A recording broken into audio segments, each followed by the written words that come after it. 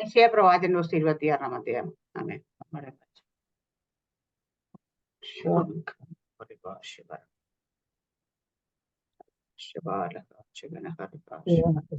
26 ഒന്നോടെ വായിച്ചു. അന്നാളിൽ അവർ യഹൂദ ദേശത്ത് ഈ പാട്ട് പാടും. നമുക്ക് ബലമുള്ള ഒരു പട്ടണമുണ്ട്, അവൻ രക്ഷയെ മതിലുകളും കൊത്തളങ്ങളും ആക്കി വെക്കുന്നു. വിശ്വസ്തത കാണിക്കുന്ന നീതിയുള്ള ജാതി പ്രവേശിക്കേണ്ടതിന് വാതിലുകളെ തുറപ്പീൻ. സ്ഥിരമാനസം നിന്നിൽ ആശ്രയം വെച്ചിരിക്കൊണ്ട് നീ അവനെ പൂർണ്ണ സമാധാനത്തിൽ കാക്കുന്നു. യഹോവയാം യാഹിൽ ശാശ്വതമായ ഒരു പാറയുള്ളതിനാൽ യഹോവയിൽ എന്നേക്കും ആശ്രയിപ്പീൻ. അവൻ ഉയരത്തിൽ പാർക്കുന്നവരെ ഉന്നത നഗരത്തെ തന്നെ താഴ്ത്തി തള്ളിയിട്ടു നിലം പരിചാക്കി പൊടിയിലിട്ട് കളഞ്ഞിരിക്കുന്നു. കാൽ അതിനെ ചവിട്ടിക്കളയും. എളിയവരുടെ കാലുകളും ദരിദ്രന്മാരുടെ കാലടികളും തന്നെ നീതിമാന്റെ വഴി എളിയവരുടെ കാൽ അതിനെ ചവിട്ടിക്കളയും. എളിയവരുടെ കാലുകളും ദരിദ്രന്മാരുടെ കാലടികളും തന്നെ നീതിമാന്റെ വഴി ചൊവ്വുള്ളതാകുന്നു. നീ നീതിമാന്റെ പാതയെ ചൊവ്വായി നിരത്തുന്നു. അതെ യഹോവേ, നിന്റെ ന്യായവിധികളുടെ പാതയിൽ ഞങ്ങൾ നിന്നെ കാത്തിരിക്കുന്നു. നിന്റെ നാമത്തിനായിട്ടും നിന്റെ സ്മരണയ്ക്കായിട്ടും ഞങ്ങളുടെ ഉള്ളം വാഞ്ചിക്കുന്നു. എന്റെ ഉള്ളം കൊണ്ട് ഞാൻ രാത്രിയിൽ നിന്നെ ആഗ്രഹിച്ചു. എന്റെ ഉള്ളിൽ എന്റെ ആത്മാവ് കൊണ്ട് തന്നെ ഞാൻ ജാഗ്രതയോടെ നിന്നെ അന്വേഷിക്കും. നിന്റെ ന്യായവിധികൾ ഭൂമിയിൽ നടക്കുമ്പോൾ ഭൂവാസികൾ നീതിയെ പഠിക്കും. ദുഷ്ടന് കൃപ കാണിച്ചാലും അവൻ നീതി പഠിക്കുകയില്ല. നേരുള്ള ദേശത്ത് അവൻ അന്യായം പ്രവർത്തിക്കും. യഹോവയുടെ മഹത്വം അവൻ കാണുകയില്ല. യഹോവേ, നിന്റെ കൈ ഉയർന്നിരിക്കുന്നു, അവരോ കാണുന്നില്ല. എങ്കിലും ജനത്തെക്കുറിച്ചുള്ള നിന്റെ തീക്ഷ്ണത അവർ കണ്ടു ലജ്ജിക്കും. നിന്റെ ശത്രുക്കളെ ദഹിപ്പിക്കുന്ന തീ അവരെ ദഹിപ്പിച്ചു കളയും. യഹോവേ, നീ ഞങ്ങൾക്കായി സമാധാനം നിയമിക്കും. ഞങ്ങളുടെ സകല പ്രവൃത്തികളെയും നീ ഞങ്ങൾക്ക് വേണ്ടി നിവർത്തിച്ചിരിക്കുന്നല്ലോ. ഞങ്ങളുടെ ദൈവമായ യഹോവേ, നീയല്ലാതെ വേറെ യജമാന്മാർ ഞങ്ങളുടെ മേൽ കർത്തൃത്വം നടത്തിയിട്ടുണ്ട്. എന്നാൽ നിന്നെ മാത്രം, നിന്റെ നാമത്തെ തന്നെ ഞങ്ങൾ സ്വീകരിക്കുന്നു. മരിച്ചവർ ജീവിക്കുന്നില്ല, മൃതന്മാർ എഴുന്നേൽക്കുന്നില്ല. അതിനായിട്ടല്ലോ നീ അവരെ സന്ദർശിച്ചു സംഹരിക്കുകയും അവരുടെ ഓർമ്മയെ അശേഷം ഇല്ലാതാക്കുകയും ചെയ്തത്. നീ ജനത്തെ വർദ്ധിപ്പിച്ചു. യഹോവേ, ജനത്തെ നീ വർദ്ധിപ്പിച്ചു, നീ മഹത്വപ്പെട്ടിരിക്കുന്നു. ദേശത്തിന്റെ അതിരുകളെയെല്ലാം നീ വിസ്താരമാക്കിയിരിക്കുന്നു. യഹോവേ, കഷ്ടതയിൽ അവർ നിന്നെ നോക്കുകയും നിന്റെ ശിക്ഷ അവർക്ക് തട്ടിയപ്പോൾ യാചന കഴിക്കുകയും ചെയ്തു. യഹോവേ, പ്രസവം അടുത്തിരിക്കുന്ന ഗർഭിണി നോവ് കിട്ടിയത് തന്റെ വേദനയിൽ നിലവിളിക്കുന്നത് പോലെ ഞങ്ങൾ നിന്റെ മുമ്പാകെയായിരുന്നു. ഞങ്ങൾ ഗർഭം ധരിച്ചു നോവ് കിട്ടി പ്രസവിച്ചപ്പോൾ കാറ്റിനെ പ്രസവിച്ചതുപോലെ ഇരുന്നു. ദേശത്തിന് ഒരു വിടുതലും ഞങ്ങൾ വരുത്തിയിട്ടില്ല. ഭൂവാസികൾ പിറന്നു വീണതുമില്ല. നിന്റെ മൃതന്മാർ ജീവിക്കും, അവരുടെ ശരീരങ്ങൾ ഉത്ഥാനം ചെയ്യും. പൊടിയിൽ കിടക്കുന്നവരെ ഉണർന്നു ഘോഷിപ്പീൻ. നിന്റെ മഞ്ഞ് പ്രഭാത മഞ്ഞ് പോലെ ഇരിക്കുന്നു. ഭൂമി മൃതന്മാരെ പ്രസവിക്കുമല്ലോ. എന്റെ ജനമേ, വന്ന് നിന്റെ അറകളിൽ കടന്ന് വാതിലുകളെ അടയ്ക്ക. ക്രോധം കടന്നു പോകുവോളം അല്പനേരത്തേക്ക് ഒളിച്ചിരിക്ക. യഹോവ ഭൂവാസികളെ അവരുടെ അകൃത്യ നിമിത്തം സന്ദർശിപ്പാൻ തന്റെ സ്ഥലത്ത് നിന്ന് ഇതാ വരുന്നു. ഭൂമി താൻ കുടിച്ച രക്തമൊക്കെയും വെളിപ്പെടുത്തും. തന്നിലുള്ള ഹതന്മാരെ ഇനി മൂടിവെക്കുകയുമില്ല. ആമേൻ. സ്തോത്രം, സ്തോത്രം, സ്തോത്രം, സ്തോത്രം, സ്തോത്രം. അന്നാളിൽ ഞാൻ ചരിഞ്ഞിരിക്കുന്ന വായിക്കുന്ന കേൾക്കാൻ പറ്റുന്നുണ്ടോ? എന്നാ കേട്ടത് ഇടയ്ക്കൊക്കെ സൗണ്ട് കുറവെന്ന് തോന്നുന്നു. ഹല്ലേലൂയ. അന്നാളിൽ അവർ യഹൂദ ദേശത്ത് ഈ പാട്ട് പാടും. നമുക്ക് ബലമുള്ള ഒരു പട്ടണം ഉണ്ട്, അവൻ രക്ഷയെ മതിലുകളും കൊത്തളങ്ങളും ആക്കി വെക്കുന്നു. ഹാലേലിയ. അന്നാളിൽ ഹാലേലിയ എന്ന് പറയുന്നത് എന്നാളിലാണെന്ന് പറഞ്ഞ് 25, 26 അധ്യായങ്ങൾ, 24, 25 അധ്യായങ്ങൾ നമ്മൾ വായിക്കണം. അപ്പൊ അത് മെശിഹായുടെ ദിവസമാണെന്ന് നമുക്ക് മനസ്സിലാക്കാം അല്ലെ വായിക്കുന്ന സമയത്ത്. അപ്പൊ ആ ഒരു സമയത്തെ കുറിച്ച് അറിയാനായിട്ട് ഇവിടെ പറയുന്ന മെഹാലേലി ഇത് 1-2 വാക്യങ്ങൾ പറയുന്ന മെഹാലി എന്താ അവിടെ പറയുന്ന കൊത്തളങ്ങൾ, അവൻ നമ്മളെ മതിലുകളും കൊത്തളങ്ങളും ആക്കി വെക്കുന്നു. വിശ്വസ്ത കാണിക്കുന്ന നീതിയുള്ള ജാതി പ്രവേശിക്കുന്ന വാതിലുകളെ തുറപ്പിൻ. ഹല്ലേലൂയ. അവിടെ പറയുന്നത് ഹല്ലേലൂയ. അപ്പൊ ദൈവത്തിന്റെ ആമേ ഒരു സിറ്റിയെ ഒരു ദേശത്തെ കുറിച്ച് പറയുന്നുണ്ട്. അന്നാണ് യഹൂദ ദേശത്ത് ഈ പാട്ട് പാടി. യഹൂദ ദേശം ഉദ്ദേശിക്കുന്ന ദൈവത്തിന്റെ സ്ഥലത്തെ കുറിച്ചാണ് നമ്മൾ പറയുന്നത്. അല്ലെ, അവിടെ എന്താ പറയാ, ഒരു പാട്ട് പാടും. അവിടെ നമുക്കത് പാട്ടെന്ന് വെച്ചാൽ വളരെ സന്തോഷകരമായ ഒരു പാട്ട് പാടുകയാണ് ചെയ്യുന്നത്. ജോയ്ഫുൾ സിംഗിങ് എന്നാണ് പറഞ്ഞത്. നമുക്ക് ബലമുള്ള പാട്ട്. അവൻ രക്ഷയും മതിലുകളും കൊത്തങ്ങളും ആക്കി വെക്കുന്നു. ഹല, അവിടെ എന്താണ്? രക്ഷയാണ് മതിലുകളും കൊത്തളങ്ങളും ആയിരിക്കുന്നത്. ഹല്ലേലൂയ. അവിടെ എന്നിട്ട് കൊത്തളങ്ങളാക്കി വെച്ച് വിശ്വസ്ത കാണിക്കുന്ന നീതിയുള്ള ജാതി പ്രവേശിക്കുന്ന വാതിലുകളെ തുറപ്പിൻ. ഹല്ലേലൂയ.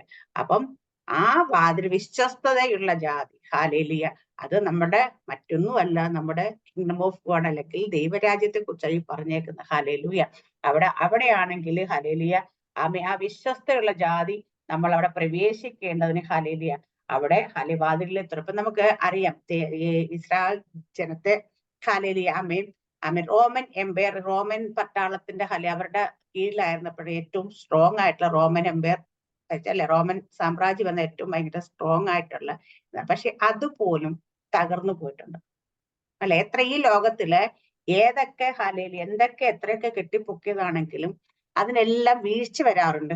പക്ഷേങ്കില് ദൈവരാജ്യം, ദൈവം സ്ഥാപിച്ച ദൈവരാജ്യം അല്ലെങ്കിൽ ദൈവം പണിഞ്ഞുകൊണ്ടിരിക്കുന്ന ദൈവത്തിന്റെ രാജ്യം, അല്ല ദൈവത്തിന്റെ സിറ്റി എന്ന് പറയുന്ന ഈ ദൈവരാജ്യം തളരുകയല്ല, വളരെയാ ചെയ്യുന്നു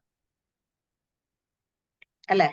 ഹല്ലേലൂയ. കാരണം എത്രയൊക്കെ ആൾക്കാർ തളർത്താൻ നോക്കി, എത്രയൊക്കെ ആൾക്കാർ നിർത്താൻ നോക്കി, എത്രയൊക്കെ പ്രതികൂലങ്ങൾ ഉണ്ടായാലും ദൈവരാജ്യം ഇന്നും അത് വളർന്നുകൊണ്ടേയിരിക്കും. അത് കാരണം ദൈവത്തിന്റെ രാജ്യത്തെ തകർക്കാൻ ആർക്കും. പക്ഷെ ഈ ലോകത്തിൽ എത്ര വലിയ ബലവാന്മാരാണെന്ന് പറഞ്ഞാൽ, എത്ര വലിയ ഹല്ലേലൂയ വലിയ സാമ്രാജ്യമാണെന്ന് പറഞ്ഞാൽ, എത്ര സ്ട്രോങ് ആയിട്ട് നിൽക്കുന്നത് പറഞ്ഞാൽ അതെല്ലാം തകർന്നു പോകുന്ന നമുക്ക് കാണാൻ പറ്റും.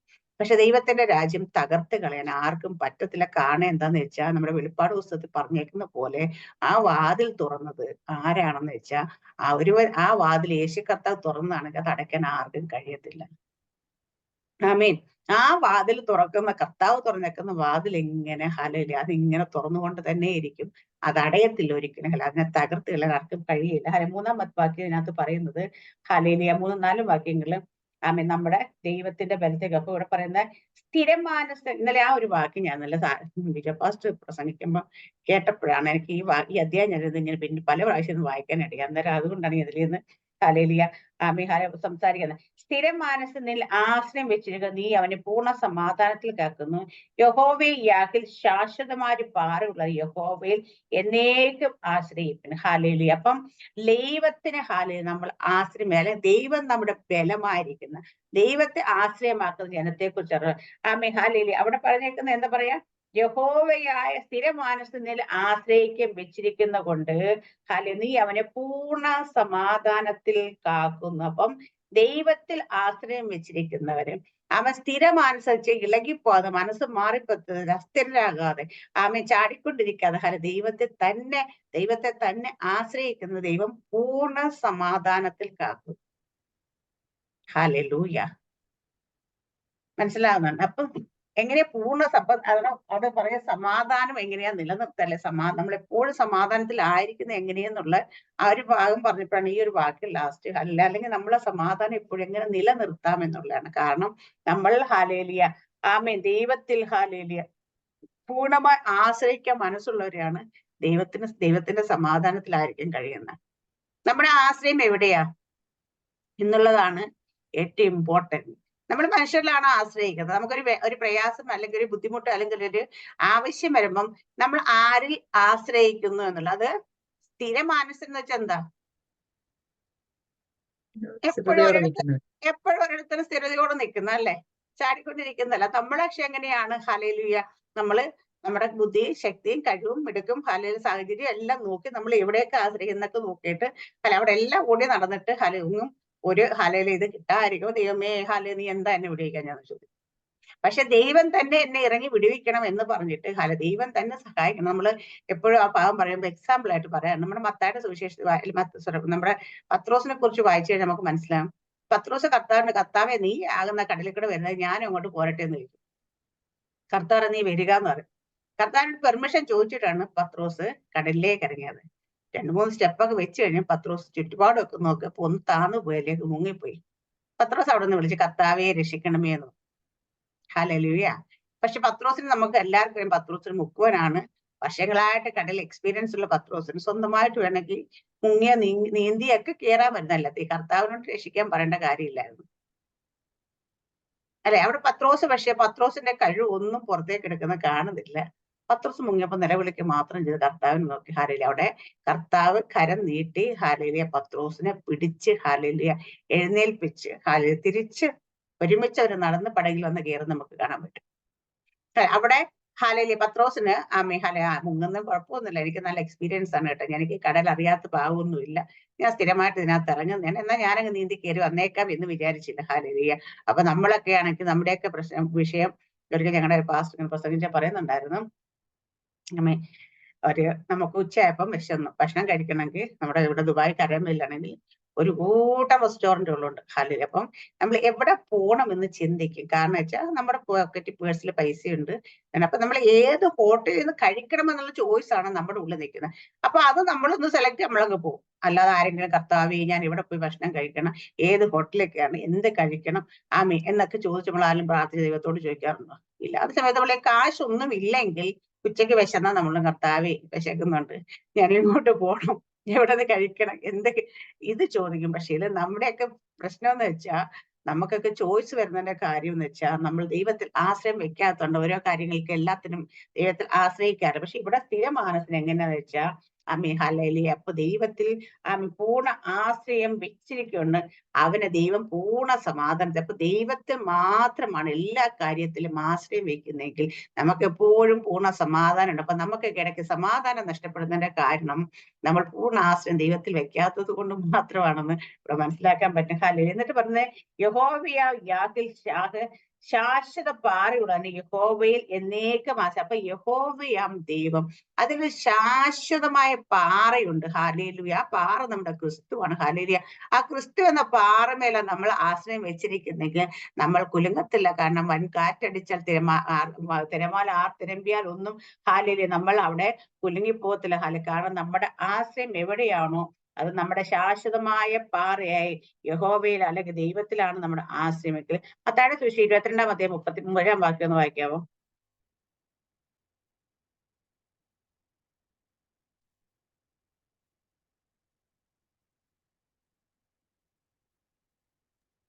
മത്തായി 22:33 യേശു അവനോട്, നിന്റെ ദൈവമായ കർത്താവിനെ നീ പൂർണ്ണ ഹൃദയത്തോടും പൂർണ്ണാത്മാവോടും പൂർണ്ണ മനസ്സോടും കൂടെ സ്നേഹിക്കണം. ഇതാകുന്നു വലിയതും ഒന്നാമത്തതുമായ കൽപ്പന. ഇവിടെ പറയുന്നത് അവിടെ പറഞ്ഞ സ്ഥിര മനസ്സ് പൂർണ്ണ ഹൃദയത്തിൽ ദൈവത്തിൽ ആശ്രയം. ഇവിടെ പറയുന്നത് നമ്മുടെ ദൈവത്തെ സ്നേഹിക്കുന്നത് എങ്ങനെയായിരിക്കണം എന്ന് പറഞ്ഞേക്കുന്നേ? പൂർണ്ണാത്മാവോട് പൂർണ്ണ ഹൃദയത്തോട് പൂർണ്ണ ശക്തിയോട് അല്ലെ അപ്പൊ ഇവിടെ സ്നേഹിതാകുന്നു ദൈവമായ ദൈവത്തെ നീ പൂർണ്ണാത്മാവോടും പൂർണ്ണ ഹൃദയത്തോടും പൂർണ്ണ മനസ്സോടും കൂടെ സ്നേഹിക്കണം. ഇതാകുന്നു. അപ്പൊ നമ്മൾ ദൈവത്തെ സ്നേഹിക്കുന്നത് എങ്ങനെയായിരിക്കും? പൂർണ്ണ ഹൃദയത്തോട്, പൂർണ്ണാത്മാവോട്, പൂർണ്ണ മനസ്സോട്, മറ്റെടുത്തോട് പൂർണ്ണ ശക്തിയോടുകൂടി. ഒരു മനുഷ്യന്റെ, ഞാൻ കഴിഞ്ഞ ആഴ്ചയിൽ പറഞ്ഞു, ഒരു മനുഷ്യന്റെ സകലതും അതിനകത്ത് വന്നു. ശക്തി വന്നു, മനസ്സ് വന്ന്, ഹൃദയം വന്നു, ആത്മാവ് വന്നു. ഇത്രയും വന്നാൽ നമ്മൾ പിന്നെ അത് കഴിഞ്ഞാൽ പിന്നെ ഒന്നുമില്ല. എന്ന് വെച്ചാൽ നമ്മൾ പൂർണ്ണമായിട്ട് കംപ്ലീറ്റ്ലി ദൈവത്തെ സ്നേഹിക്കണം എന്ന് പറയുന്ന കണക്ക് തന്നെയാണ് നമ്മൾ ദൈവത്തിൽ ആശ്രയിക്കേണ്ടത്. ഹല്ലേലൂയ. നമ്മുടെ ആശ്രയം എപ്പോഴും ദൈവത്തിലായിരിക്കുമ്പം നമ്മൾ പൂർണ്ണതയോടെ ആയിരിക്കണം ആശ്രയിക്കേണ്ടത്. നമ്മൾ ഇരുമനസ്സായിട്ട് ദൈവത്തിന്റെ അടുക്കിലേക്ക് പോകണം, മനുഷ്യന്റെ അടുക്കിലേക്ക് പോകണം, അല്ലെ അവരോട് ചോദിക്കണം, ഇവരോട് ചോദിക്കണം എന്നുള്ള ചിന്തയിലേക്ക് ആയിരിക്കില്ലേ നമ്മൾ മറ്റുള്ളവരെ സഹായിക്കുമെന്ന് വിചാരിച്ച് ആയിരിക്കില്ല നമ്മൾ ദൈവത്തെ സ്നേഹിക്കുന്നത്. അടുത്ത പറയുന്ന റോമാലേഖനം 12-ാം അധ്യായം 2-ാം വാക്യം നമുക്ക് എല്ലാവർക്കും, ഈ ലോകത്തിന് അനുരൂപമാകാതെ നന്മയും പ്രസാദം പൂർണ്ണതയും ഉള്ള ദൈവഹിത ഇല്ലെന്ന് തിരിച്ച് മനസ്സ് പുതുക്കി രൂപാന്തരം. അപ്പൊ ദൈവത്തിന്റെ ഹിതം എന്താണ് നമ്മൾ അറിയണമെങ്കിൽ, നമ്മളെ കുറിച്ചുള്ള ഹിതം എന്താണെന്ന് അറിയാൻ നമ്മൾ മനസ്സ് പുതുക്കി രൂപാന്തരപ്പെട്ടുകൊണ്ടിരിക്കണം. അതിന് മുമ്പ് പറയാം, നമ്മുടെ ശരീരങ്ങളെ ജീവനും വിശുദ്ധിക്കും ദൈവത്തിന് പ്രസാദമുള്ള യാഗമായി സമർപ്പിക്കണം. ഹല്ലേലൂയ. അപ്പം നമ്മളെപ്പോഴും ദൈവത്തിന് മുമ്പിൽ പൂർണ്ണതയോടെ സമർപ്പിക്കണം, പൂർണ്ണമായിട്ട് ദൈവത്തിന്റെ ഹിതം മനസ്സിലാക്കണം. അങ്ങനെയുള്ളവർക്കാണ് ദൈവിക സമാധാനത്തിലേക്ക് വരുവാനായിട്ട് നമുക്ക് ഒരുപാട് വാക്യങ്ങൾ നമുക്ക് വായിക്കാനായിട്ടുണ്ട്. എക്സാമ്പിൾ ആയിട്ട് പറയണേ, കുറച്ച് ലേഖനത്തിൽ, ഫിലിപ്പ ലേഖനത്തിൽ, എല്ലാത്തിലും, കൊലോസിലെ എല്ലാത്തിലും ദൈവത്തിന്റെ ദാസൻ എഴുതി വെച്ചിട്ടുണ്ട് ഹാലെ. കാരണം വെച്ച് കഴിഞ്ഞാൽ നമ്മൾ എങ്ങനെയാണ് ദൈവത്തെ ആശ്രയിക്കേണ്ടതെന്ന്. നമ്മൾ ദൈവത്തിന് അപ്പൊ നമ്മുടെ ആശ്രയം, നമ്മളതൊക്കെ ദൈവത്തെ ആശ്രയിക്കുന്നു എന്ന് പറയുമ്പോൾ നമ്മുടെയൊക്കെ ആശ്രയം എത്രത്തോളം സ്ട്രോങ് ആണ്, അല്ലെങ്കിൽ നമ്മൾ എത്രത്തോളം ദൈവത്തിൽ പൂർണ്ണതയോടെ ആശ്രയിക്കുന്നുള്ള അനുസരിച്ചിരിക്കും നമ്മളൊക്കെ ദൈവത്തെ. അതുപോലെ നമ്മൾ ഹാലേലിയ പഴയ നിയമത്തിലൊക്കെ വായിച്ചു കഴിഞ്ഞാൽ കാണാറുണ്ട് ഹാലേലിയ ദൈവത്തിന് വേണ്ടി വേർതിരിക്കപ്പെട്ട ജനത്തെ കുറിച്ച്, പുരോഹിതന്മാരെ കുറിച്ചൊക്കെ. അതുപോലെ പുരോഹിതന്മാർ എത്രത്തോളം ആ ദൈവത്തിന് വേണ്ടി വേർതിരിയപ്പെട്ട് കഴിഞ്ഞാൽ അവരെങ്ങനെ ആയിരിക്കണം. അതുപോലെ നമ്മൾ ദൈവത്തിന് വേണ്ടി യാഗം കഴിക്കാൻ കൊണ്ടുവന്ന വസ്തുവിനെ കുറിച്ച് പറയാം. ഒരു യാഗവസ്തുവിന്റെ മേൽ പുരോഹിതൻ തലയിൽ കൈവച്ച് അതിനെ പ്രാർത്ഥിച്ചു കഴിഞ്ഞാൽ ഹാലേലി ആ യാഗവസ്തു പിന്നെ ആരുടെയെന്ന് വെച്ചാൽ ദൈവത്തിന്റെയാണ്. അല്ലെ? അപ്പൊ നമ്മളെയൊക്കെ ദൈവത്തിന് വേണ്ടി വേർതിരിക്കപ്പെട്ടവരാണ്. മനസ്സിലാകുന്നുണ്ടോ? നമ്മൾ ദൈവത്തിന് വേർതിരിക്കപ്പെട്ടവരാണെങ്കിൽ പിന്നെ നമ്മളുടെ കർത്തൃത്വം നടത്തേണ്ടത് നമ്മളല്ല. നമ്മൾ പല പ്രാവശ്യം പറഞ്ഞിട്ട് കാര്യം തന്നെ, കർത്താവേ എന്ന് നമ്മൾ വിളിക്കുന്ന സമയത്ത് തന്നെ നമ്മുടെ ഹൃദയം കർത്താവ് കാണുന്നുണ്ട്. എന്താണ്? ഹല്ലേലൂയ. അത് കണ്ട പൂർണ്ണ ഹൃദയത്തെ വിളിക്കണം. ആ നിമിഷം തന്നെ കർത്താവ് നമ്മുടെ സകല പാപങ്ങളെയും ക്ഷമിച്ച് ദൈവം നമ്മളെ ഹല്ലേലൂയ, ദൈവത്തിന്റെ ഹല്ലേലൂയ ആ ഹൃദയത്തോട് ചേർത്ത് നിർത്തിച്ചിരുന്നു. പക്ഷേ കർത്താവ് എന്നുള്ള പദം എന്ന് വെച്ചാൽ കർത്താവ് ഞാൻ എന്റെ കർത്തൃത്വം നിന്റെ കയ്യിലേക്ക് ഏൽപ്പിക്കുന്നു. നമ്മൾ കർത്താവ് എന്ന് ഏറ്റു പറയുന്ന സമയത്ത് അതാണ്.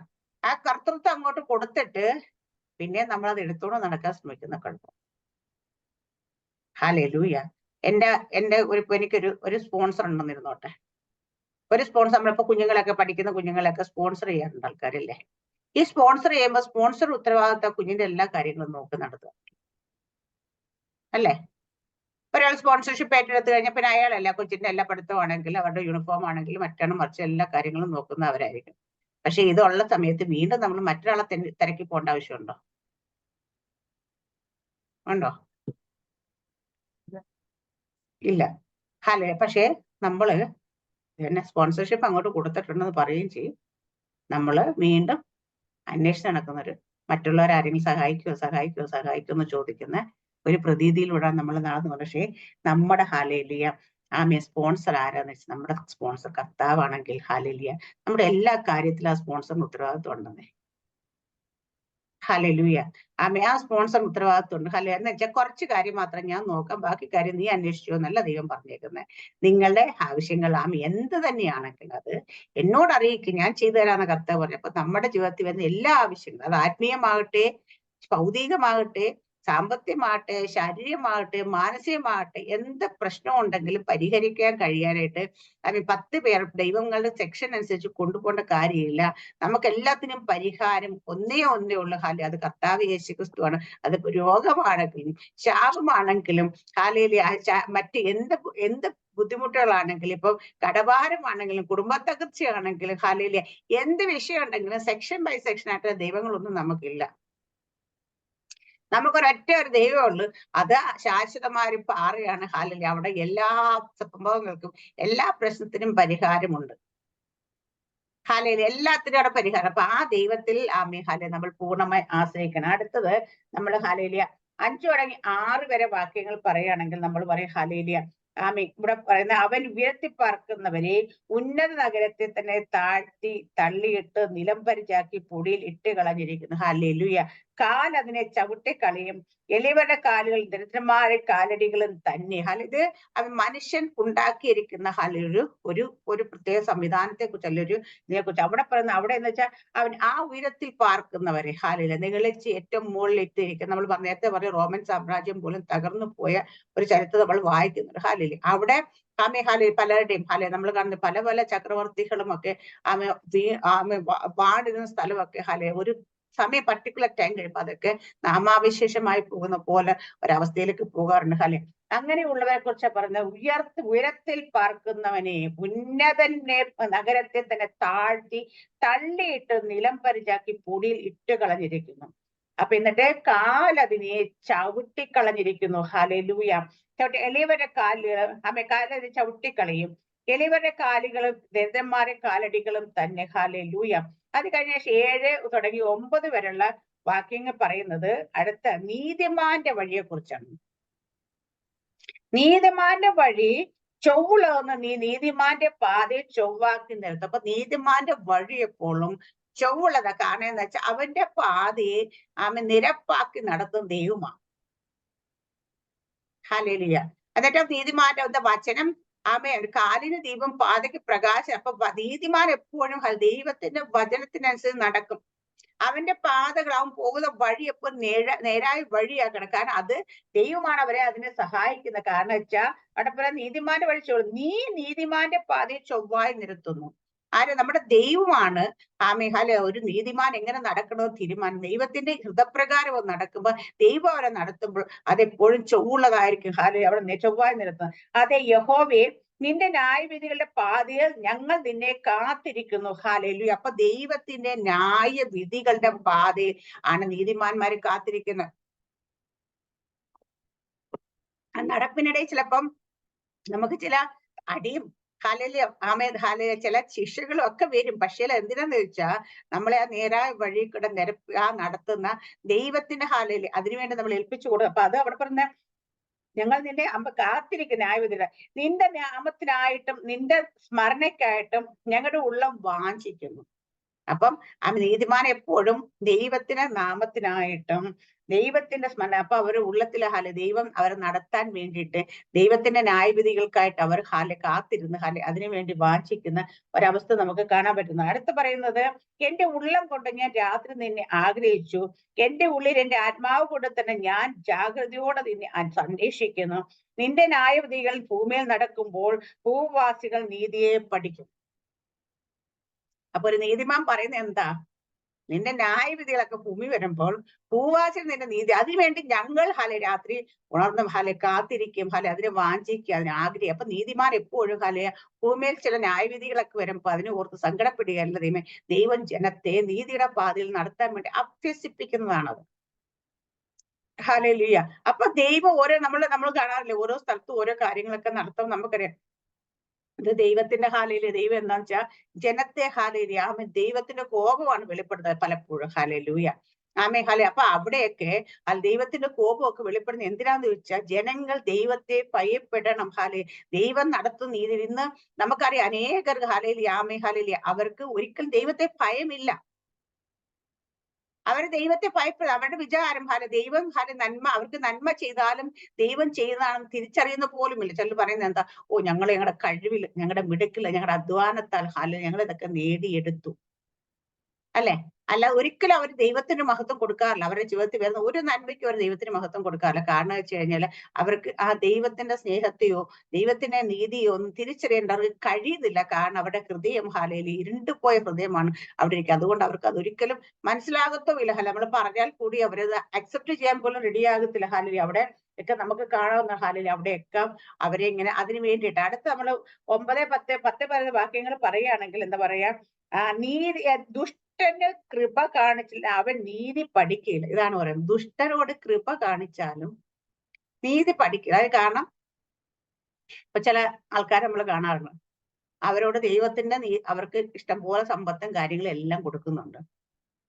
ദൈവം എല്ലാം കൂടെ നമ്മളൊക്കെ പലപ്പോഴും തോന്നുന്നു ഇവർക്കൊക്കെ എന്തോ ഒരു അനുഗ്രഹിക്കുന്നത് അവർക്കൊക്കെ. പക്ഷെ എത്ര വന്നാലും അവര് ഒരിക്കലും നീതി പഠിക്കത്തില്ല.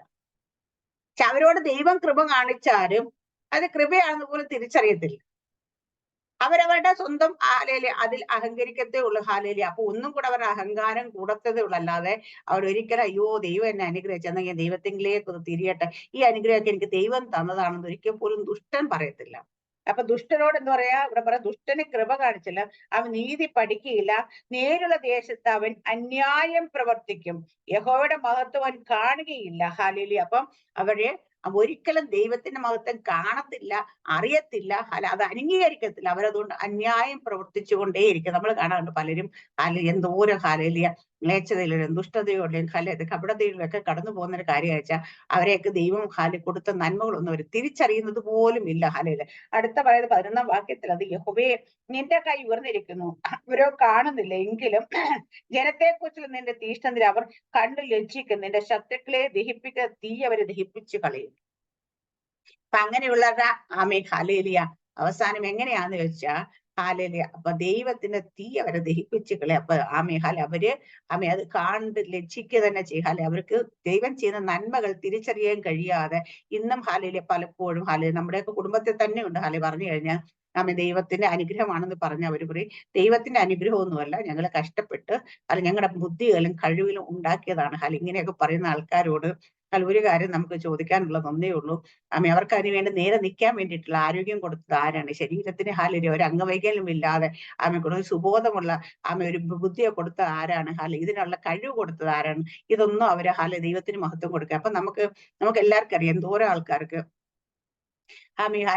എത്ര ആൾക്കാർക്ക് ഒരു മന്ദബുദ്ധിയായ കുഞ്ഞ് ജനിക്കുന്ന, കൈയും കാലും ഇല്ലാത്ത, പൂർണ്ണ വളർച്ചയില്ലാത്ത, പൂർണ്ണ ആരോഗ്യമില്ലാത്തത്, ഒരു സുബോധമില്ലാത്തത്, ഇങ്ങനെയൊക്കെ ഓട്ടിസം ബാധിച്ച് നമ്മളൊക്കെ നമ്മുടെ ചുറ്റുപാടും എന്തോരം ആൾക്കാരുടെ കുഞ്ഞുങ്ങളെ. പക്ഷെ നമുക്കൊക്കെ ദൈവം അങ്ങനെയൊന്നും തന്നിട്ടില്ലല്ലോ എന്ന് ആലോചിച്ചാൽ പോലും അത് ദൈവത്തിന്റെ നമ്മളുടെ സ്നേഹമാണെന്നും ദയാണെന്നും തിരിച്ചറിയുന്നില്ല പലരും. അവരെപ്പോഴും അവരിൽ അഹങ്കരിച്ചു. പക്ഷെ അങ്ങനെയുള്ളവർ അഹങ്കരിച്ച് പോകുമ്പോൾ നമ്മൾ അവർ മനസ്സിലാക്കാത്ത ഒരു കാര്യമുണ്ട്. ഒന്ന്, അവർ ചെയ്തു കൂട്ടുന്ന എല്ലാ പാപങ്ങളും എല്ലാ തിന്മകൾക്കും ആമേൻ അവരുടെ തലമുറ കൂടി അത് അനുഭവിക്കേണ്ടി വരുമെന്നും ഇതിനൊക്കെ ദൈവത്തിന് എടുക്കുന്ന ഒരു ന്യായവിധി ഉണ്ടെന്നും അവർ ആരും മനസ്സിലാക്കുന്നില്ല. അവരുടെ എല്ലാം ചിന്ത ഇന്ന് നമ്മൾ ഈ ഭൂമിയിലായിരിക്കുമ്പോൾ ഇതാണ് നമ്മുടെ ലോകം, ഇതുകൊണ്ട് ഇവിടെ അങ്ങ് തീരും. ഇവിടെ നിന്ന് മരിച്ചു കഴിഞ്ഞാൽ പിന്നെ മറ്റൊരു ന്യായവിധി ഇല്ല, മറ്റൊരു ജീവിതവും ഇല്ല എന്ന് വിചാരിച്ചുകൊണ്ടാണ് അവർ ഇതുപോലെ കാണിച്ചപ്പോ തിന്നും. നമ്മുടെ ഇതിൽ പറഞ്ഞേക്കുന്ന ധനവാൻ അവന് ധനത്തിൽ മതിച്ചു പുളച്ച് ജീവിച്ചതുപോലെ അവന്റെ യാതനാ സ്ഥലത്ത് എന്ന് കിടന്നോട്ട് കരയുന്നത് നമ്മൾ കാണുന്നുണ്ട്. അതൊന്നും ഒരു കെട്ടുകഥയല്ല. അതൊക്കെ യാഥാർത്ഥ്യം തന്നെയാണെന്ന് മനസ്സിലാക്കണം. ദൈവത്തിന്റെ വചനത്തിൽ ഒരു കഥ പോലും വെറുതെ എഴുതി വെച്ചിട്ടില്ല. അതിൽ ചരിത്രം എഴുതിയേക്കുന്നതും ഓരോ കാര്യങ്ങൾ ഇതിനകത്ത് പറഞ്ഞ് ഓരോ ഉപമകൾ പോലും നമ്മൾ പഠിച്ചാൽ മനസ്സിലാവും. അതെല്ലാം നമ്മുടെ ജീവിതത്തിൽ സംഭവിക്കാനുള്ള സംഭവിച്ചുകൊണ്ടിരിക്കുന്നൊക്കെയാണ്. അതെല്ലാം ദൈവത്തിന്റെ വചനം ഒന്നും വെറുതെ മറ്റുള്ള ചരിത്ര പുസ്തകങ്ങളെ അല്ലെങ്കിൽ മറ്റുള്ള മതങ്ങൾ പഠിപ്പിക്കുന്ന പോലെ കഥകളല്ല അത്.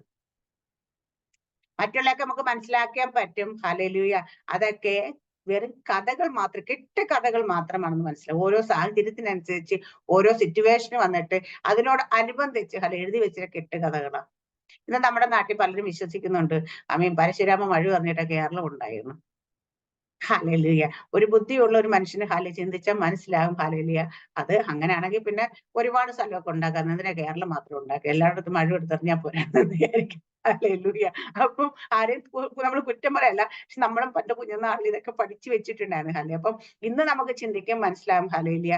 അതുപോലെ പലരും ഇന്ന് മാർപ്പാപ്പ പോലും പറഞ്ഞു പരിണാമ സിദ്ധാന്തം കറക്റ്റ് ആണ്. കുരങ്ങൻ എന്നാണ് മനുഷ്യനുണ്ടാകുന്നത്. അങ്ങനെയാണ് കുരങ്ങൻ രൂപാന്തരം പ്രാപിച്ച് മനുഷ്യനുണ്ടാക്കി ഇപ്പൊ എത്രയോ വർഷങ്ങളായിട്ട് മനുഷ്യനായി ഇനി ഇപ്പൊ ഇതെന്താ രൂപാന്തരം പ്രാപിച്ച് ചിറകും വേറെ എന്തെങ്കിലുമൊക്കെ മുളച്ചിട്ട് പറഞ്ഞു മനുഷ്യൻ മാറി ദൂതനാകാൻ അല്ലെങ്കിൽ എന്താ പറയാ വേറെ എന്തെങ്കിലും ആകാത്ത എന്താ? അപ്പം പരിണാമം സിദ്ധാന്തത്തിൽ നമ്മൾ വിശ്വസിക്കുകയാണെങ്കിൽ നൂറ്റാണ്ട് കഴിയുമ്പം അത് മാറിക്കൊണ്ടേ ഇരിക്കണമല്ലോ.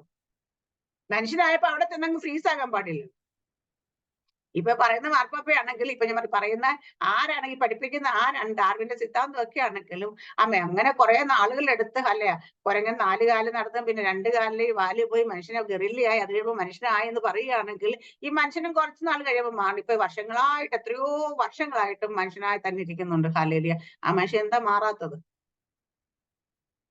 നമ്മളൊക്കെ പറയുന്നുണ്ട് എന്താ പറയാ പുഴുവായിരുന്നു ചിത്രശലഭമായി പുറത്തു വരുന്നതൊക്കെയാണ്. അത് ചിത്രശലഭമായി പുറത്തു വന്നു, ശരിയാ, ചിത്രശലഭമായി തന്നെ. പക്ഷെ അതിനൊരു രൂപാന്തരം പ്രാപിച്ച് അടംവരെത്തുന്നുള്ളൂ. മനുഷ്യൻ അതേ സമയത്ത് ഇങ്ങനെ തന്നെ വർഷങ്ങളായിട്ട് എടുത്തിട്ട് ഇങ്ങനെ തന്നെ ഇരിക്കുക എന്ന് പറയുകയാണെങ്കിൽ അതിന് വീണ്ടും അങ്ങനെ തന്നെ, അല്ലെങ്കിൽ ഇപ്പോഴും ഉണ്ടാകുന്ന കുരങ്ങുകൾ നമ്മൾ ഇഷ്ടം പോലെ കുരങ്ങനെ കാണാറുണ്ട്. കുരങ്ങൊക്കെ കുറച്ചു കാലം കഴിയുമ്പോൾ മനുഷ്യനാകണം. പക്ഷെ കുരങ്ങനായി തന്നെ ജനിക്കുന്നു, കുരങ്ങനായി തന്നെ വളരുന്നു, കുരങ്ങനായി തന്നെ മരിക്കുന്നു.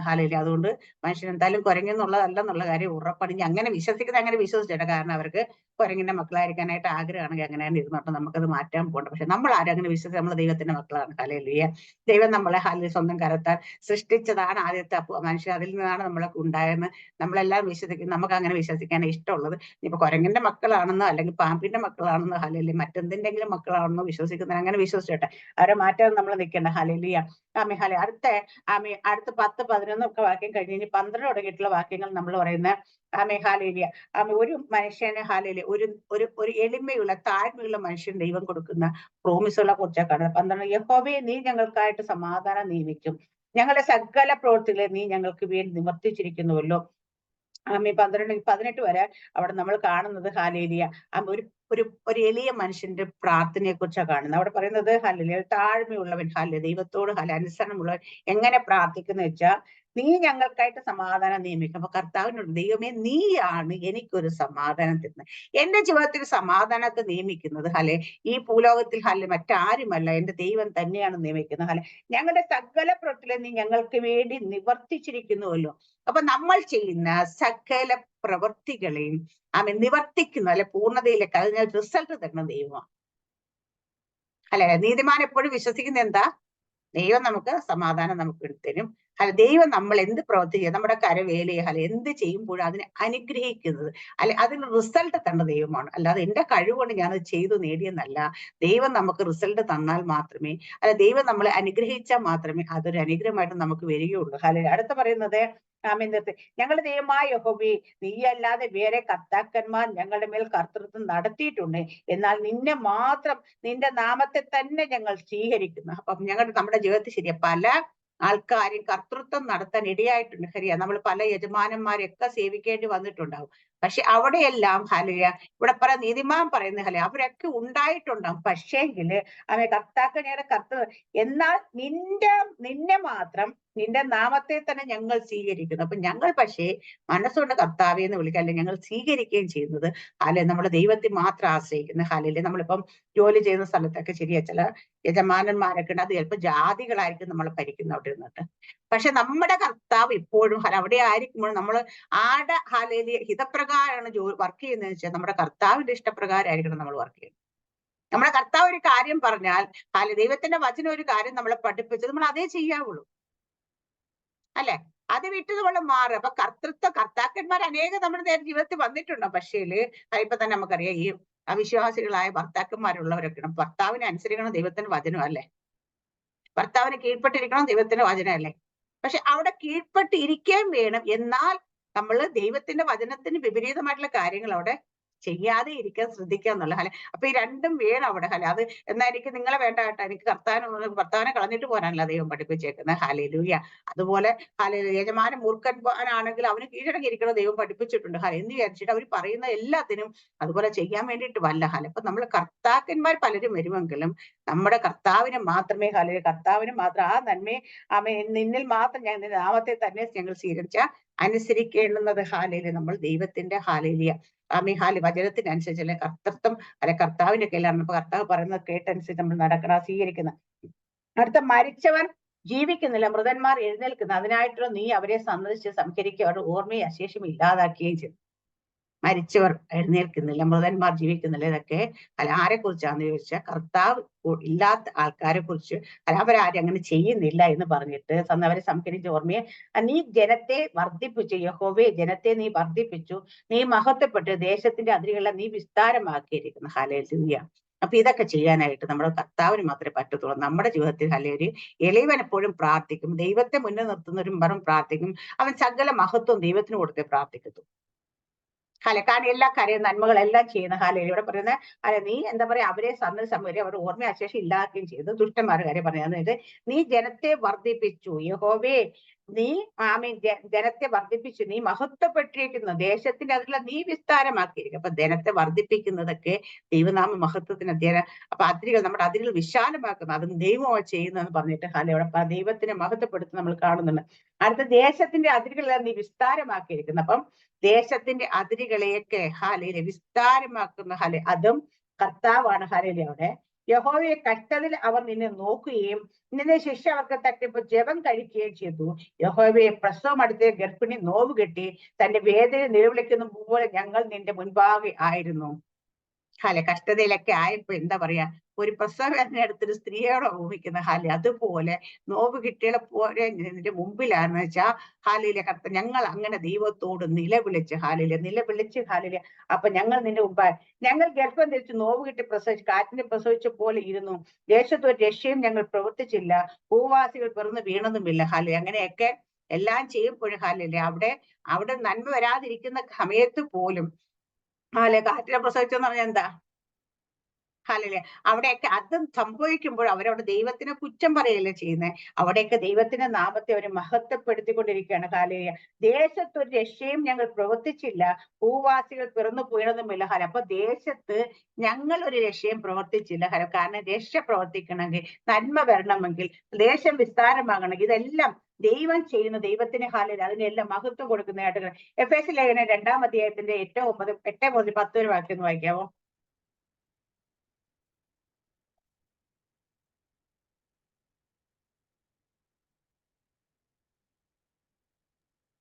എഫേസ്യർ 2-ാം അധ്യായം 8 തുടങ്ങി 10 വരെ. 8 മുതൽ 10 വരെ.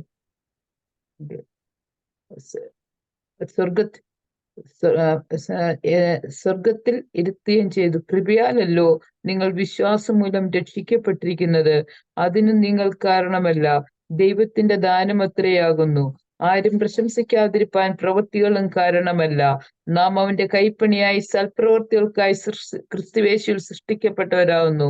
നാം ചെയ്തു പോരേണ്ടതിന് ദൈവം അവ മുന്നൊരുക്കിയിരിക്കുന്നു. കൃപയാലല്ലോ നിങ്ങൾ വിശ്വാസം മൂലം രക്ഷിക്കപ്പെട്ടിരിക്കുന്നത്.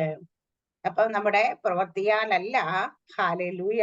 ഇവിടെ നമ്മൾ നേരത്തെ പറഞ്ഞ ദൈവമാണ് സകലം ചെയ്യുന്ന ഒരു നീതിമാന്റെ പ്രാർത്ഥന അല്ലെങ്കിൽ എളിയവന്റെ പ്രാർത്ഥന എപ്പോഴും എല്ലാ കാര്യങ്ങളും ദൈവത്തിന് മഹത്വം കൊടുക്കുന്നവർക്ക് അവന്റെ പ്രാർത്ഥന. ഹല്ലേലൂയ. അവിടെ പറയുന്നത് നമ്മുടെ അതേ കാര്യം തന്നെയാണ് പൗലോസ് അപ്പോസ്തലൻ എഫെസ്യ ലേഖനത്തിൽ പറയുന്നത്.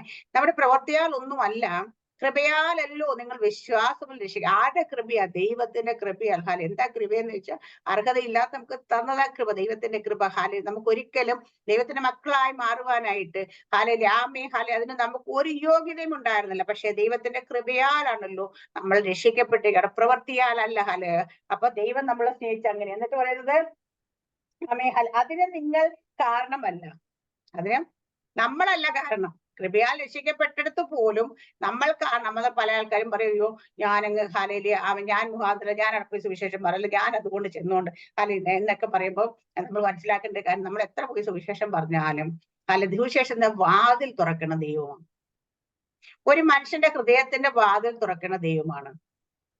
നമ്മൾ പലപ്പോഴും പലയിടത്തും വർഷങ്ങളായിട്ട് പറഞ്ഞിട്ടും അവരുടെ ഉള്ളിലേക്ക് അത് കയറത്ത് പോലുമില്ല. കാരണം വെച്ചാൽ അവിടെ ദൈവം തുറന്നിട്ടില്ല അവരുടെ ഹൃദയത്തിന്റെ വാതിൽ. ദൈവം തുറന്നാൽ മാത്രമേ അത്. അപ്പൊ നമുക്ക് അവിടെ നമുക്ക് മുഴുവനായിട്ട് ഒന്നുമില്ല. ഹല്ലേലൂയ. നമ്മൾ മുഖാന്തരം അനേക രക്ഷയിലേക്ക് വന്നു എന്ന് നമ്മൾ ഇത്ര പേര് നമ്മൾ മുഖാന്തരം സ്ഥാനത്തിലേക്ക് വന്നു എന്നൊക്കെ നമ്മൾ എണ്ണസംഖ്യയൊക്കെ വെച്ചുകൊണ്ട്, പക്ഷേ അവിടെയൊക്കെ ദൈവം നമ്മളെ അയച്ച് നമ്മളെ കൊണ്ട് ചെയ്യുന്നുണ്ട്. പക്ഷേ അവിടെ നമുക്ക് വലിയ ക്രെഡിറ്റ് എടുക്കാനൊന്നുമില്ല. കാരണം ദൈവം തുറന്നാൽ മാത്രമേ അവിടെ തുറന്നിട്ടുള്ള അവരുടെ ഹൃദയത്തിന്റെ വാതിൽ തുറക്കണമെങ്കിൽ ദൈവം തന്നെ തുറക്കണം. പിതാവ് ആകർഷിക്കാതെ ആരും പുത്തനെടുക്കിലേക്ക് വരില്ല. അതുകൊണ്ട് നമുക്ക് അവിടെ ഒന്നും നമുക്ക് അറിയില്ല. അതിന് നമ്മൾ നിങ്ങൾ കാരണമല്ല, ദൈവത്തിന്റെ ദാനം അത്രയാകുന്നു. അതും ദൈവത്തിന്റെ ദാനം എന്താ? പരിശുദ്ധാത്മ. ആദ്യ ദാനമായി പരിശുദ്ധാത്മ. റോമാലേഖനത്തിൽ അങ്ങനെ പറയുന്നത്, ആദ്യ ദാനമായി പരിശുദ്ധാത്മ ഒരുത്തനിടക്ക് ചെന്നാൽ മാത്രമേ അവൻ യേശു കർത്താവ് എന്ന് പറയാൻ പറ്റത്തുള്ളൂ. ഒരുവന് ദൈവത്തിന്റെ പരിശുദ്ധാത്മാനല്ല യേശു കർത്താന്ന് പറയാൻ പറ്റുന്നത്. അപ്പൊ അതുകൊണ്ട് റോമാലേഖൻ പറഞ്ഞേക്കുന്നത് എന്താ? റോമാലേഖനത്തിൽ പൗലോസ് പറഞ്ഞ നമ്മുടെ ആദ്യ ദാനം പരിശുദ്ധാത്മാവ്. ആദ്യം നമ്മളിലേക്ക് വരുന്ന ആദ്യത്തെ ദൈവത്തിന്റെ ദാനം പരിശുദ്ധ. ആ പരിശുദ്ധാത്മ വന്നാൽ മാത്രമേ നമുക്ക് രക്ഷ നമ്മുടെ ജീവിതത്തിലേക്ക് വരികയുള്ളൂ. അതുകൊണ്ട് അത് ദൈവത്തിന്റെ ദാനം അത്രയാണ്. അപ്പൊ നമ്മുടെ കഴിവിലും മിടുക്കിലും അല്ല, അത് ദൈവത്തിന്റെ കൃപയാണ്, ദൈവത്തിന്റെ ദാനമാണ്. അവിടെ ഒന്നും നമുക്ക് മഹത്വപ്പെടുവാനായിട്ട് നമുക്ക് ഒന്നുമില്ല. ഹല്ലേലൂയ. അവിടെ പറയുന്ന നിങ്ങൾ കാരണമല്ല, ദൈവത്തിന്റെ ദാനത്തെ ആരും പ്രശംസിക്കാതിരിക്കാൻ പ്രവൃത്തികളും കാരണമല്ല. അപ്പൊ ഇതിനെ ആരും അതിനകത്ത് പ്രശംസയൊന്നും എടുക്കണ്ട. ആരുടെയും പ്രവർത്തിക്കാൻ കാരണമല്ല. പ്രവർത്തിക്കുന്ന ദൈവം തന്നെയാണ്. ഹല്ലേലൂയ. ഒരു ദേശത്തിന്റെ ആകട്ടെ, ഒരു മനുഷ്യന്റെ ആകട്ടെ, ഒരു പട്ടണത്തിന്റെ ആകട്ടെ, ഒരു രാജ്യത്തിന്റെ ആകട്ടെ, സുവിശേഷത്തിന് വാതിൽ തുറക്കുന്ന ദൈവം തന്നെ തുറക്കുന്നത്. അതിനകത്തൊക്കെ നമ്മളെയൊക്കെ അവിടെ ഇങ്ങനെ ദൈവം അയക്കുന്നു വേണേ മുഖാന്തരമായിട്ട്. പക്ഷെ അവിടെ ചെന്നിട്ട് നമ്മൾ എത്രയൊക്കെ ഹോരം പ്രസംഗിച്ചാലും ഹല്ലേലൂയ ഒരുവന്റെ ഹൃദയത്തിന്റെ വാതിലൊന്നും തുറക്കണമെന്ന് ദൈവം തുറന്നാലേ തുറക്കത്തുള്ളൂ. ഹല്ലേലൂയ. അതിനൊന്നും നമുക്ക് ഹല്ലേലൂയ പ്രശംസിക്കാനായിട്ട് ഒന്നുമില്ല. ഹല്ലേലൂയ. ആമേൻ. സ്തോത്രം. അവിടുത്തെ നാം അവന്റെ കൈപ്പണിയെ സൽപ്രവൃത്തികൾക്കായിട്ട് ക്രിസ്തുവേശു സൃഷ്ടിക്കപ്പെട്ടവരാകുന്നു. നമ്മളെ എങ്ങനെയാ ദൈവം സൃഷ്ടിച്ചേക്കുന്നത്? അവന്റെ കൈപ്പണിയായിട്ട്. ഹല്ലേലൂയ. എന്തിനാ? സൽപ്രവർത്തികൾക്കായിട്ട് ദൈവം ക്രിസ്തുവേശു സൃഷ്ടിക്കപ്പെട്ടു. അപ്പൊ നമ്മളെയൊക്കെ ദൈവം ക്രിസ്തുവേശുവിലാക്കി വെച്ചിരിക്കുന്നത് സൽപ്രവർത്തികൾക്കായിട്ടാ കേട്ടോ. നമുക്ക് തോന്നുന്ന പോലെ പ്രവർത്തിക്കല്ല, സൽപ്രവർത്തികൾക്കായിട്ട് സൃഷ്ടിക്കപ്പെട്ടത്. അപ്പൊ അടുത്ത നാം ചെയ്തു പോയ ദൈവം അവ മുന്നൊരുക്കി. അപ്പൊ നമ്മൾ ഓരോ കാര്യങ്ങളും ചെയ്യുന്നത്, ഇന്നിപ്പോ നിങ്ങളോട് ഇരുന്നിട്ട് ഞാൻ ഈ വചനം സംസാരിക്കുന്ന പോലും ദൈവം മുന്നൊരുക്കി വെച്ചിരിക്കുന്ന ഈ സമയത്ത് ദൈവം നേരത്തെ നിശ്ചയിച്ചു വെച്ചിരിക്കുന്ന ഇങ്ങനെ വെളുപ്പാങ്കാലത്ത് എല്ലാവരും വന്ന് സൂമിൽ കൂടിയിരിക്കണമെന്നും ഓരോരുത്തർ വചനം വായിക്കണമെന്നും പ്രാർത്ഥിക്കണം. ഇന്ന് നമ്മളെ പ്രാർത്ഥിക്കാൻ നമ്മൾ പോലും അറിയത്തില്ല ഇന്ന് എന്തൊക്കെ കാര്യങ്ങളാണ് നമ്മുടെ വായിന്ന് പറഞ്ഞ് ഇതൊക്കെ ദൈവം നേരത്തെ സെറ്റ് ചെയ്ത് വെച്ചേക്കുക. അതൊക്കെ നമ്മൾ അങ്ങ് ചെയ്യുന്നു എന്ന് മാത്രമേ ഉള്ളൂ. അതുകൊണ്ട് ഇതിലൊന്നും നമുക്ക് പ്രശംസിക്കാനോ ഹാലേലൂയ ഒന്നും സാധിക്കില്ല. അതുകൊണ്ട് സകലം ദൈവത്തിന് ഹാലേലൂയ സ്ഥാനം കൊടുത്ത് തന്നെ ഹാലേലൂയ നമ്മൾ പറയണം. 19-ാം വാക്യത്തിനകത്തൂടെ പറയുന്നത് നമ്മുടെ യെശയ്യാ പുസ്തകത്തിൽ ഒരു റിസ്റ്റോറേഷനെ കുറിച്ചാണ് പറയുന്നത്. ഹാലേലൂയ അവിടെ പറയുന്നത്, നിന്റെ മൃതന്മാർ ജീവിക്കും, എന്റെ ശവങ്ങൾ എഴുന്നേൽക്കും, പൊടിയിൽ കിടക്കുന്നതിൽ ഉണർന്നു പോയി നിന്റെ മഞ്ഞ് പ്രഭാതത്തിലെ മഞ്ഞ് പോലെ ഇടുന്നു, ഭൂമി പ്രേതന്മാരെ പ്രസവിക്കുന്നുവല്ലോ. അപ്പൊ അവിടെ ദൈവം ഹാലേലൂയ റിസ്റ്റോറേഷനെ കുറിച്ച് പറയുന്നുണ്ട്. ഇതിനകത്ത് നമുക്ക് 2 തിമോത്തിയോസ് 1:10 വായിക്കാം സിസ്റ്റർ. 1 തിമോത്തിയോസ് 2 തിമോത്തി 1:10.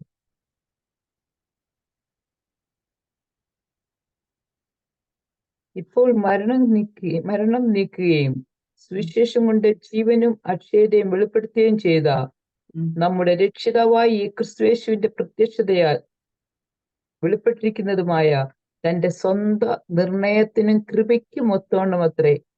ആമേൻ. ഹല്ലേലൂയ.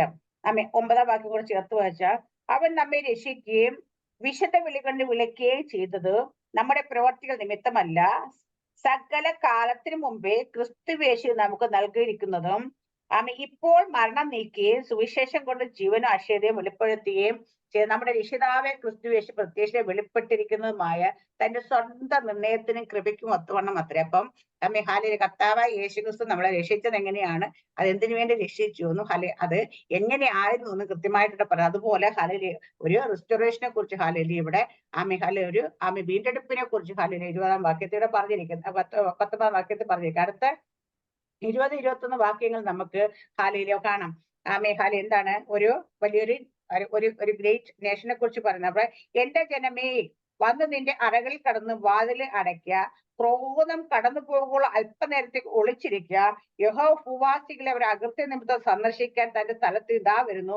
ഭൂമി താൻ കുടിച്ച രക്തമൊക്കെ വെളിപ്പെടുത്തും വരെ തന്നെ ഹതന്മാരെ ഇനി മൂടി വെക്കുകയുമില്ല. ഹല്ലേലൂയ. ഇവിടെ ഹാലേലൂയ നമ്മൾക്ക് ദൈവം സൃഷ്ടിക്കുന്ന ഒരു ഒരു രാജ്യം, ദൈവത്തിന്റെ രാജ്യത്തിലേക്ക് ഹാലേലൂയ നമ്മളെല്ലാം പ്രവേശിപ്പിക്കുന്ന ഒരു കാലത്തെ കുറിച്ച് എഴുതിയേക്കുന്നത്. അതുകൊണ്ട് നമ്മൾ അതുവരെ എന്താ ചെയ്യുന്ന അവിടെ അതിനുള്ളിൽ തന്നെ നിങ്ങൾ മറഞ്ഞിരിക്കണം. ഹാലേലൂയ.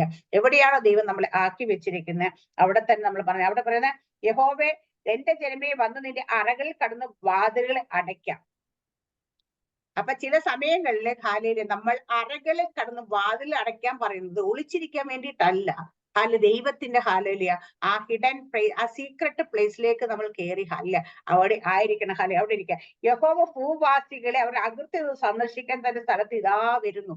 അപ്പൊ ഭൂവാസികളെ അകൃത്യ നിമിത്തം സന്ദർശിക്കാൻ വരുമ്പോൾ നമ്മൾ എവിടെയായിരിക്കും? ദൈവത്തിന്റെ ഹാലേലൂയ സീക്രട്ട് പ്ലേസിലായിട്ട് നമ്മൾ എടുത്തിരിക്കുന്ന ഹാലേലൂയ.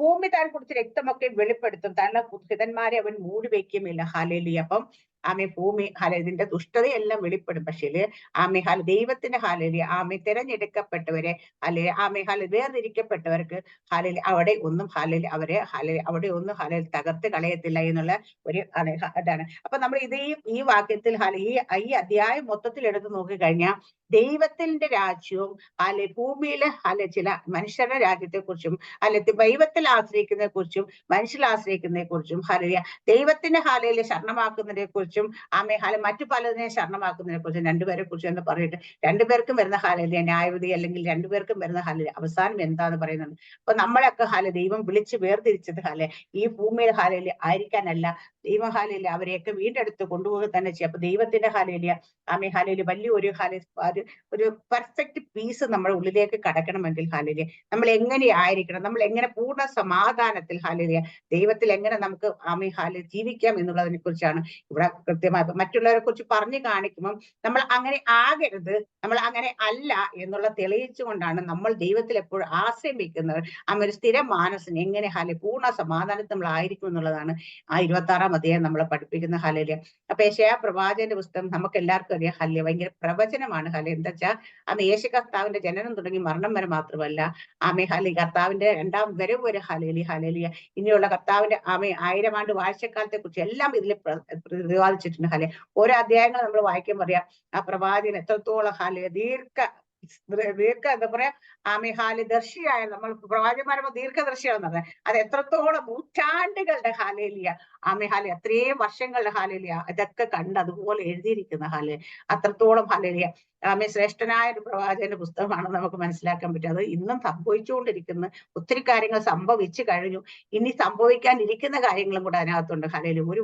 ഒരു അധ്യായമൊക്കെ എടുത്താൽ തന്നെ നമ്മൾ ഹല്ലേലൂയ ആമേ അവിടെ എത്രത്തോളം വർഷങ്ങൾക്ക് ശേഷം സംഭവിക്കാനിരിക്കുന്ന കാര്യങ്ങൾ വരെ എഴുതി വെച്ച്. അപ്പൊ അതുകൊണ്ട് നമ്മൾ ഹല്ലേലൂയ എപ്പോഴും ദൈവത്തെ തന്നെ പൂർണ്ണാശ്രയം വെക്കുന്നവരാകാം, ആ ദൈവത്തിന്റെ സമാധാനത്തിൽ വസിക്കുന്നവരാകാം നമ്മുടെയൊക്കെ ജീവിതത്തിൽ.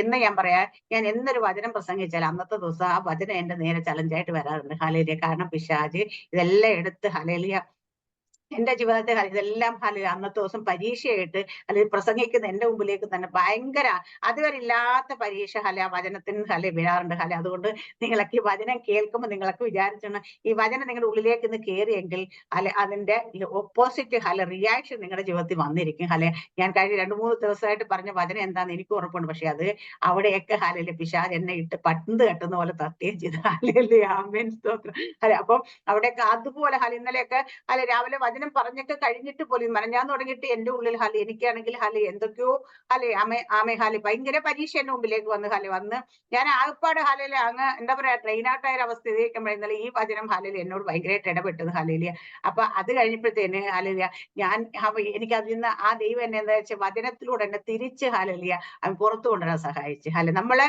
വചനം നമ്മളോട് ഇടപെട്ടാൽ പിശാച് പരീക്ഷയായിട്ട് നമ്മുടെ മുമ്പിൽ, പക്ഷേ ദൈവം നമ്മളെ സൗഖ്യമാക്കുന്നത് ആ വചനത്താൽ തന്നെയാണ് സൗഖ്യമാക്കുന്നത്. കാരണം നമുക്ക് വചനത്താലുള്ള സൗഖ്യം മാത്രമേ നിലനിൽക്കത്തുള്ളൂ. ദൈവത്തിന്റെ വചനമില്ലാതെ എന്ത് നമ്മുടെ ഹൃദയത്തെ അപ്പൊ മനസ്സിനെ ട്രീറ്റ് ചെയ്യാനായിട്ട്, നമ്മുടെ ആ സ്പിരിറ്റിനെ ട്രീറ്റ് ചെയ്യാനായിട്ട്, ഹൃദയത്തെ ഇതിനെല്ലാം വചനേ പറ്റത്തുള്ളൂ ഹല്ലേലൂയ. ഒരു മരുന്നും അല്ലാതെ ഇതിനകത്ത് ഇല്ല ഹല്ലേലൂയ. അപ്പൊ ആ വചനം തന്നെ നമ്മളെ സൗഖ്യമാക്കി വചനം തന്നെ നമ്മളെ റിസ്റ്റോർ ചെയ്ത് ഹല്ലേലൂയ. ഇത് ഞാൻ എന്റെ അനുഭവത്തിൽ പറഞ്ഞാണ്. ഇന്ന് ഈ വചനം കേൾക്കുന്നവർക്കൊക്കെ ഹല്ലേലൂയ ഇത് നിങ്ങളുടെ ഉള്ളിൽ എവിടെയെങ്കിലും കയറിയെങ്കിൽ ഇന്ന് നിങ്ങളുടെ മുമ്പിൽ പരീക്ഷ വരും. പരീക്ഷകൻ വരുന്ന സമയത്ത് നിങ്ങൾ വചനം കൊണ്ട് തന്നെ അതിനെ ജയിക്കണം. നമ്മുടെ കഴിവില് സ്വന്തം മിടുക്കിൽ ജയിക്കാൻ നിൽക്കരുത്. വചനമില്ല നമുക്ക് ജയിക്കാൻ കഴിയത്തില്ല ഇത് 2-3 ദിവസമായി ദൈവം എന്നെ വീണ്ടും ഇതിലെ കൂടെ ഒക്കെ ഈ പറയുന്ന വചനമൊക്കെ എന്നോട് റിയാക്ട് ചെയ്തതാണ് അതുകൊണ്ട് വചനം എപ്പോഴും മുറുകെ പിടിക്കുക, ആ വചനത്തിൽ തന്നെ ആയിരിക്കുക. വചനം മാത്രം നമ്മളെ വിടുവിക്കത്തുള്ളൂ, വചനം നമ്മളെ രക്ഷിക്കും അതുകൊണ്ട് വചനത്തിൽ ആശ്രയിക്കപ്പെടണം. ദൈവം നിങ്ങളെല്ലാം അനുഗ്രഹിക്കും വരട്ടെ. ആമേൻ സ്തോത്രം. God bless.